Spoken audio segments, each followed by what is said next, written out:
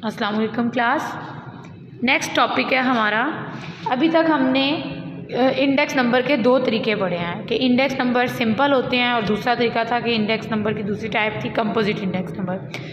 Simple index number को हमने chain base method से भी देख लिया और फिक्स बेस मेथड से भी देख लिया। हमारा नेक्स्ट टॉपिक है कंपोजिट इंडेक्स नंबर। बेटा कंपोजिट इंडेक्स नंबर का मतलब होता है ऐसे इंडेक्स नंबर जिसके अंदर एक से ज़्यादा वेरिएबल दिए होते हैं। अभी तक हमने जितने भी क्वेश्चन किए हैं उसमें ईयर्स बताता था और एक ही वेरिएबल की प्राइजेस बताता था कि उस वेरिएबल की प्राइस 1950 में ये थी, 1951 में ये थी, अप टू सो ऑन। अब वो मुझे ज़्यादा वेरिएबल्स बताएगा, मतलब 3-4 चीज़ों की प्राइजेस में होने वाला चेंज बताएगा और कहेगा कि इसका इंडेक्स नंबर निकालो। तो बेटा इंडेक्स नंबर को कंपोजिट इंडेक्स नंबर को कैलकुलेट करने के दो तरीके हैं। ऐसा इंडेक्स नंबर जिसमें एक से ज़्यादा वेरिएबल इन्वॉल्व हों उसे कंपोजिट इंडेक्स नंबर कहेंगे। वो दो तरीक़ों से कैलकुलेट किया जा सकता है। एक को हम बोलते हैं एग्रीगेट मेथड और एक को बोलते हैं एवरेज मेथड। बेटा एग्रीगेट का लफ्ज़ी मतलब होता है जमा कर लेना। एग्रीगेट मतलब सम कर लेना, सबको जमा कर लेना, और एवरेज का मतलब वही मतलब औसत निकाल लेना। नीचे मैंने एक हाका सा बनाया आपको सिर्फ समझाने के लिए कि कंपोजिट इंडेक्स नंबर वो इस तरह दे सकता है कि शुगर, घी, व्हीट, राइस, इस तरह 4 चीज़ें उसने दी हुई हैं और उसके ईयर्स मुख्तलिफ बता सकता है। 2017 में उसकी प्राइस इतनी थी, 18 में इतनी थी। मतलब ईयर्स भी एक से ज़्यादा हो सकते हैं और प्रोडक्ट्स भी एक से ज़्यादा हो सकती हैं। तो एक तरीका तो ये है कि सबसे पहले तो आपने ये चीज़ इंश्योर करनी है कि जब भी कोई ऐसा कंपोजिट इंडेक्स नंबर का क्वेश्चन दिया जाएगा तो आपने हमेशा जो ईयर्स हैं, ईयर्स को हमेशा वाई एक्सिस पे लेना है या ईयर्स को हमेशा वर्टिकल लेना है, प्रोडक्ट्स को हॉरिजॉन्टली लेना है, बिल्कुल वैसे जैसे मैंने इस क्वेश्चन के अंदर लिखा। पहली बात ये।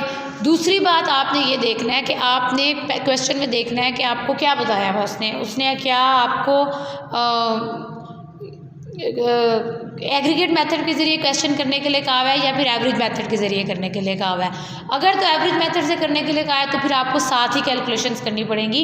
वो हम नेक्स्ट लेक्चर में देखेंगे कि एवरेज मेथड से कैसे करना है। अभी मैं आपको एग्रीगेट मेथड को डिटेल में बताऊंगी कि एग्रीगेट मेथड से कैसे करना है। क्वेश्चन नंबर 24 आपकी बुक में दिया हुआ है। इससे पहले वाले जितने क्वेश्चन हैं वो आपने खुद करने हैं। ये समझने के बाद वाले क्वेश्चन आपने खुद करना है। क्वेश्चन नंबर 24 से मैं आपको करवाना शुरू कर रही हूँ। क्वेश्चन नंबर 24 में उसने ढेर सारी प्रोडक्ट्स दी हुई थी, टोटल 6 प्रोडक्ट्स दी हुई हैं और उनको उसने वर्टिकली दिया हुआ है।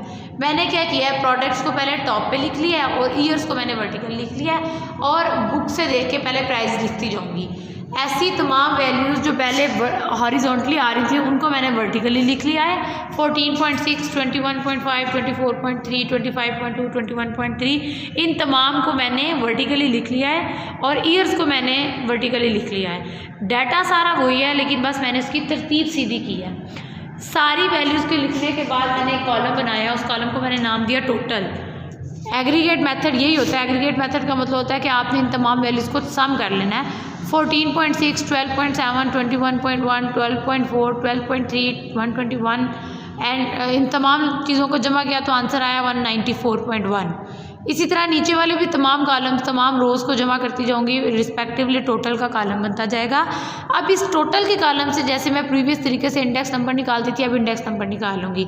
194.1 divided by 194.100, 317.2 divided by 194.1 answer आ जाएगा 163.42, 314.2 डिवाइडेड बाई 194.1 आंसर आ जाएगा 161.87, 297 डिवाइडेड बाई 194.1 आंसर आ जाएगा 153.6।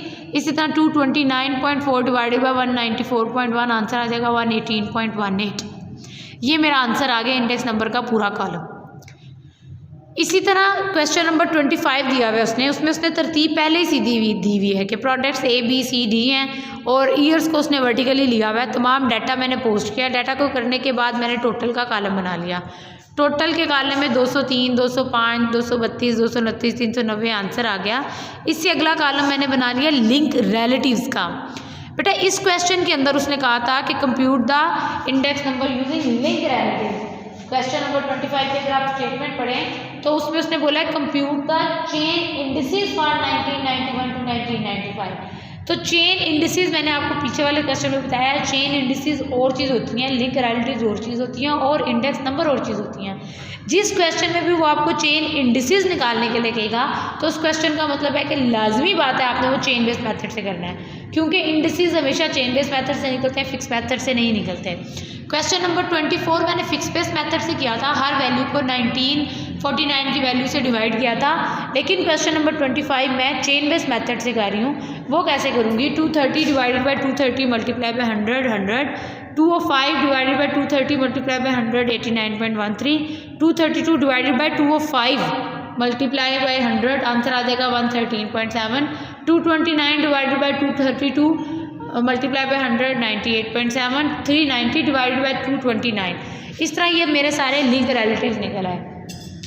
चेन इंडिसेस निकालने के लिए ज़रूरी है कि मेरे पास पहले लिंक रिलेटिव्स का कॉलम हो। लिंक रिलेटिव्स का कॉलम आ गया। अब जैसे कि मैंने आपको प्रीवियस सिंपल इंडेक्स नंबर में चेन इंडिसेस निकालने का तरीका बताया था, चेन इंडिसेस का पहला नंबर कोई भी नहीं होता। यही वजह है कि चेन इंडिसेस का जब भी हम आंसर लेते हैं तो वो पहले वाली वैल्यू नहीं बताता, वो यहीं से स्टार्ट करता है।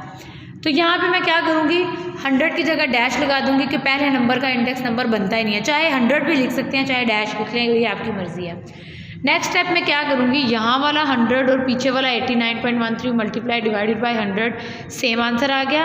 अब जो आंसर आया है इसको पीछे वाले लिंक रिलेटिव से मल्टीप्लाई करके डिवाइडेड बाई 100 100.83। अब जो आंसर आया है उसको पीछे वाले लिंक रिलेटिव से मल्टीप्लाई करके डिवाइडेड बाई 100, नए आंसर को फिर आगे वाले लिंक रिलेटिव से मल्टीप्लाई करके डिवाइडेड बाई 100। तो इस तरह जो कॉलम आएगा मेरे पास वो मेरा चेन इंडिसेस होगा। तो बेटा यहाँ पे क्वेश्चन नंबर 25 कंप्लीट हो गया। ये आपके कंपोजिट इंडेक्स नंबर का तरीका कहा था कि आपने कंपोजिट इंडेक्स नंबर कैसे निकालने हैं। कल के लेक्चर में इंशाल्लाह मैं आपको समझाऊंगी कि composite index number using average method कैसे करते हैं। घर के लिए आपका क्या काम है वो आप देख लें, वो मैं आपको व्हाट्सएप में मैसेज कर देती हूँ, आपने घर से क्या काम करना है।